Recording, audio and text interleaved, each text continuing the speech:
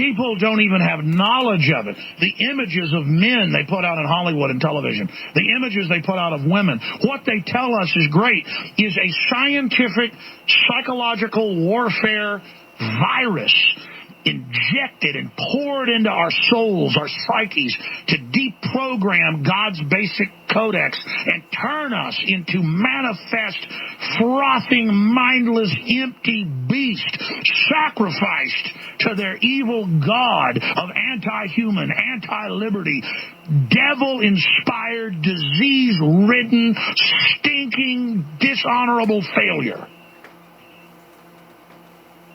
It's a spiritual choice. You do not want to join with the New World Order. You do not want to give it succor.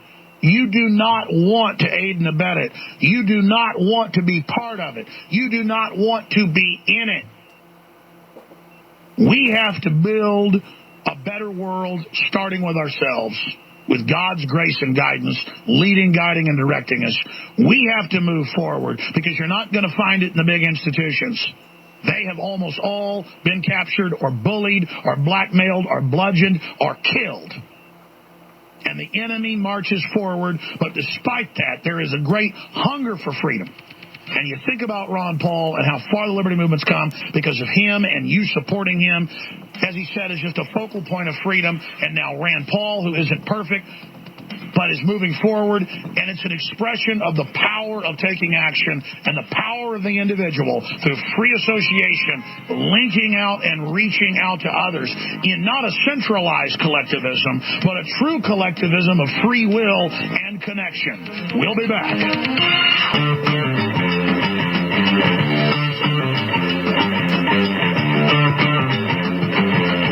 I just spent 18 minutes trying to explain something that's really simple.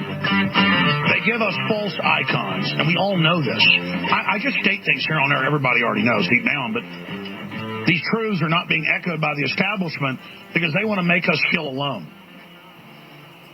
We should not have as the highest order of what we think is great a bunch of sex-crazed, drug-addict music people, whether they be black gangbanger people or white trash country singers, or rock and roll decadent devil worshippers. And I'm not saying you're bad if you listen to rock and roll or whatever. My point is that it shouldn't be the top of the pyramid. It shouldn't be what we worship as our golden calf. It should be justice. It should be God. It should be what's good.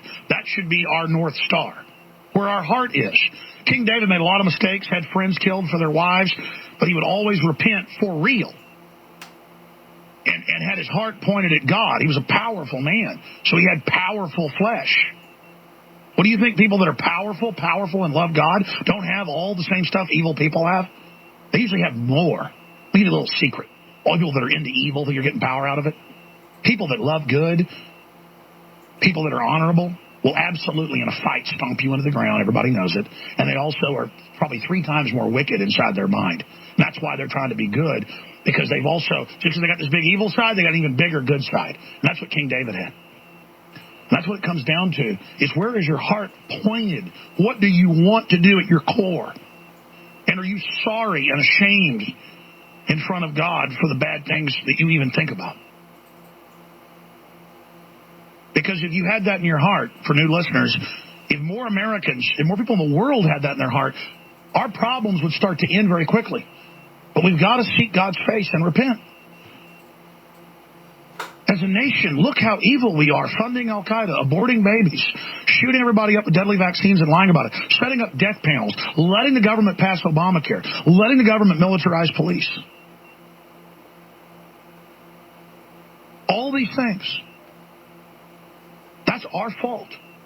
Sure, we got conned and maneuvered, manipulated, but now we know, so there's no more excuses. And we have to build the icons so that young people know to look up to medical doctors that go against the grain and expose the vaccine horrors or other issues or GMO, or people that go to Congress for decades and against the tide, turn the tide. I mean, that's what we're talking about. Because almost every time you do the right thing for the right reasons over a long period, you win. I can't think of times where you don't. That's the big secret. It's why evil's so scared of good people getting involved.